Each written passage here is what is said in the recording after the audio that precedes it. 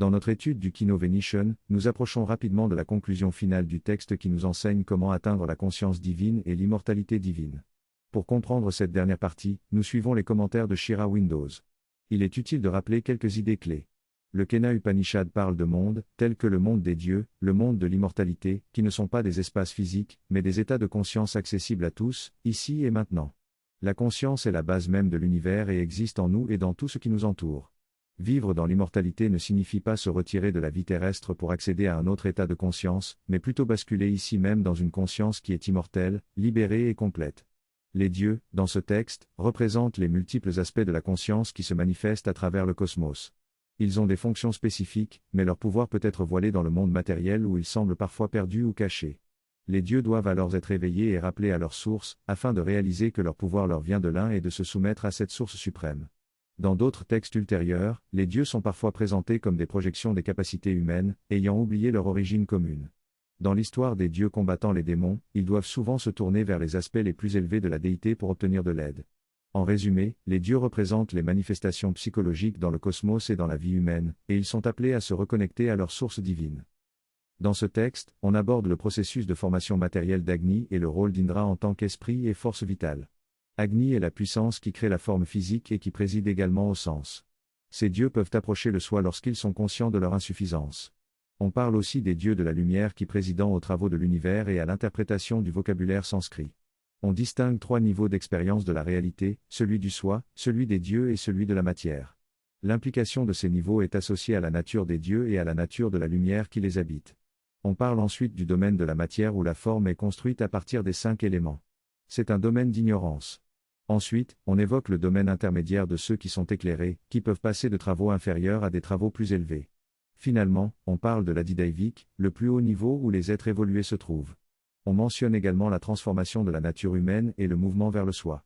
Enfin, on aborde la conscience pure et son reflet limité en nous, qui ne fait pas partie de la nature. Ce texte montre comment la conscience se tourne et se déplace vers le soi, capturant ainsi la nature du yoga et de l'éveil des la conscience. Ce texte aborde la notion de transcendance de l'esprit vers le soi, en utilisant le concept de sankalpa, qui signifie détermination ou engagement. L'auteur explique que lorsqu'on approche le soi, quelque chose en nous s'éveille et nous ressentons l'importance de cet éveil. Cette prise de conscience est décrite comme un engagement total de notre être envers cette transcendance. L'auteur traduit cela comme un souvenir continu de cette expérience et une certitude que l'esprit ne peut pas atteindre cet état de transcendance. Mais en se souvenant, en construisant et en cultivant cette expérience, l'esprit finit par s'élever vers le soi et peut enfin y demeurer en toute sécurité. Ce passage décrit également comment la conscience transcende les limites de l'esprit et se libère de l'individualisation mentale de l'être. L'auteur explique que le seul véritable et complet état de conscience est le soi, et que notre propre conscience de nous-mêmes n'est qu'une projection limitée de cette réalité.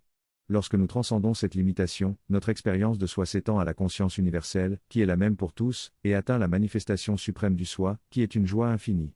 Cette joie infinie est décrite comme la conscience de soi-même en tant qu'existence infinie et félicité. L'idée sous-jacente est que lorsque nous nous retrouvons plongés dans le soi, nous expérimentons une réalité au-delà de toute limitation ou conceptualisation, mais qui peut se connaître elle-même et se manifester dans toute sa diversité.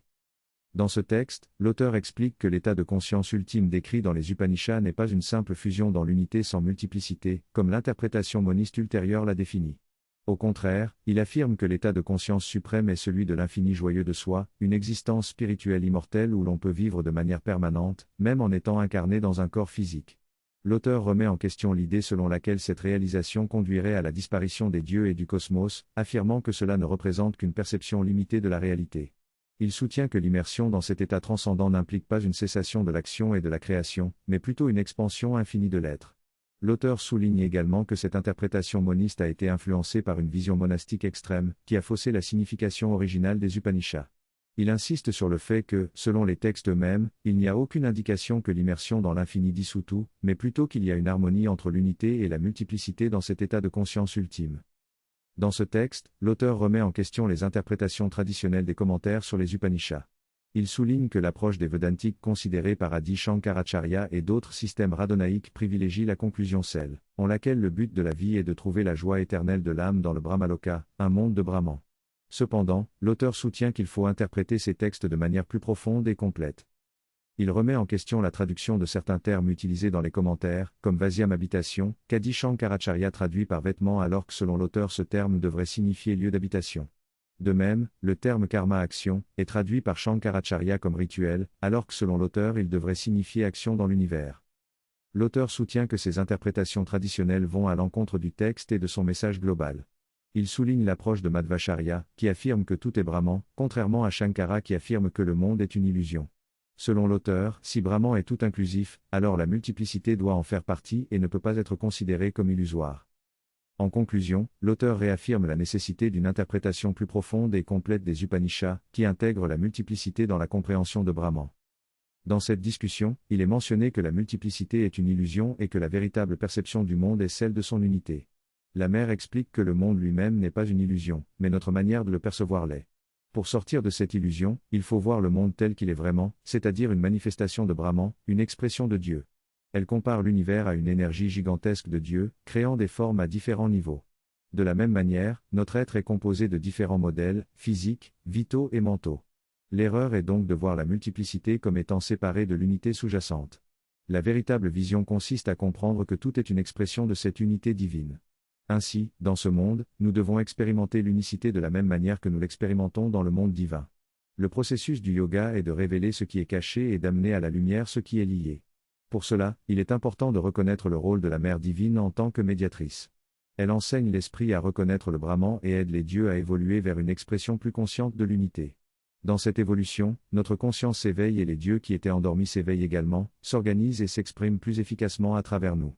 Ainsi, nous participons à la fois à la multiplicité et à l'unité, et notre conscience de soi est liée à celle du Seigneur, qui est aussi l'être suprême. L'objectif est de trouver la joie éternelle de l'âme dans le monde du Brahman, où tout est perçu comme une expression de Brahman, sans aucune limitation. Le but ultime est de libérer à la fois notre propre conscience et la nature qui nous entoure, afin de vivre une vie divine. Dans ce texte, il est mentionné que la souffrance peut être surmontée lorsque l'on se connecte à la divinité de la nature.